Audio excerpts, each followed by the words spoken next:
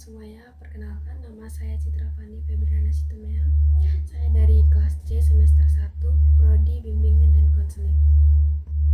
Di video kali ini saya akan membahas tentang optimalisasi layanan bimbingan dan konseling di sekolah dengan dosen pengampu Bapak ONEK Paramarta SPD MPD dan Prof. Dr. Asti Ketut Darsana MPD. Kita tahu sekolah bukan cuma tempat belajar pelajaran aja, tapi juga tempat kita membentuk karakter dan kepribadian. Nah, disinilah peran guru BK jadi sangat penting, terutama ketika sekolah sedang menghadapi masalah siswa yang keterlambatan, menyontek, atau motivasi belajar yang rendah. Jadi, apa sih sebenarnya hakikat dan layanan bimbingan dan konseling? BK itu bukan tempat untuk menghukum siswa yang bermasalah, tapi tempat untuk membantu dan membina supaya siswa bisa memahami dirinya sendiri, menyesuaikan diri dengan lingkungan, dan mengambil keputusan yang tepat.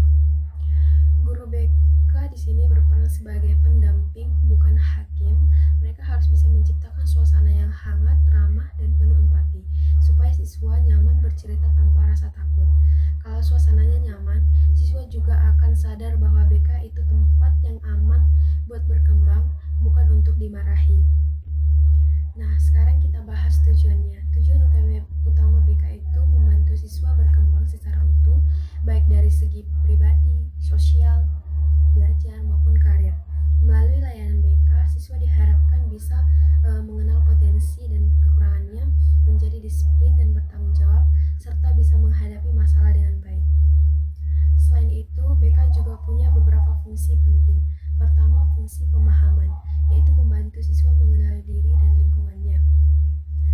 Kedua, fungsi pencegahan, supaya masalah kayak siswa yang menyontek atau malas belajar bisa dihindari. Yang ketiga, fungsi pengentasan, yaitu membantu siswa yang sedang punya masalah. Yang keempat, fungsi pengembangan, yaitu menumbuhkan potensi dan motivasi belajar. Dan yang kelima, fungsi penyaluran, yaitu membantu siswa menyalurkan minat dan bakatnya ke arah yang lebih positif. Kalau fungsi-fungsi ini dijadikan dengan baik, iklim sekolah akan jauh lebih positif dan siswa akan merasa lebih dihargai. Supaya layanan BK efektif, guru BK harus berpegang pada asas dan prinsip penting. Contohnya asas kerahasiaan, artinya informasi pribadi siswa harus dijaga. Yang kedua, asas kesukarelaan, di mana siswa datang ke BK atas keinginannya sendiri, bukan karena paksaan. Lalu, asas keterbukaan, di mana guru BK dan siswa bisa saling jujur tanpa menghakimi. Dan yang paling penting, asas kemandirian, yaitu membantu siswa agar bisa menyelesaikan masalahnya sendiri. Guru BK juga perlu menghargai keunikan setiap siswa, baik bersikap profesional, sabar, dan adil kepada semua siswa tanpa membeda-bedakan. Kalau asas dan prinsip ini dipegang teguh, siswa akan merasa bahwa BK adalah tempat yang aman dan bisa dipercaya. Layanan BK juga punya dasar hukum yang kuat. Ada menurut Permendikbud nomor 111 tahun 2014 dan Undang-Undang nomor 20 tahun 2003 tentang Sistem Pendidikan Nasional. Di situ dijelaskan bahwa BK adalah bagian penting dari sistem pendidikan untuk membantu siswa berkembang secara optimal. Tapi tentu supaya berjalan dengan baik, BK juga butuh dukungan dari sekolah. Sekolah perlu menyediakan ruang konseling yang nyaman, sistem data yang rapi, dan fasilitas teknologi yang membantu.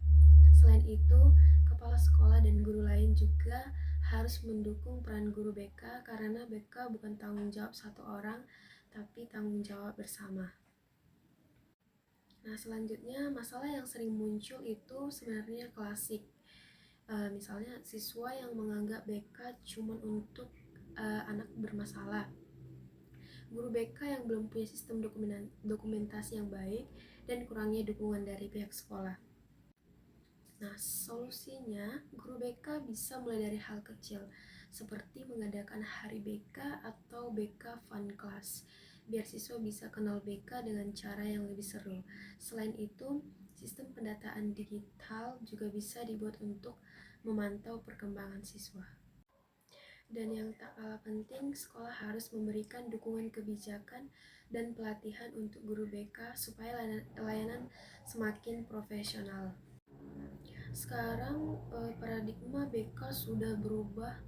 Kalau dulu fokusnya hanya pada masalah, sekarang orientasinya pada pengembangan potensi dan kesejahteraan siswa. Guru BK bukan lagi pemadam masalah, tapi juga motivator dan fasilitator pertumbuhan siswa. BK modern juga bisa memanfaatkan teknologi seperti e-counseling biar bisa siswa curhat tanpa rasa malu.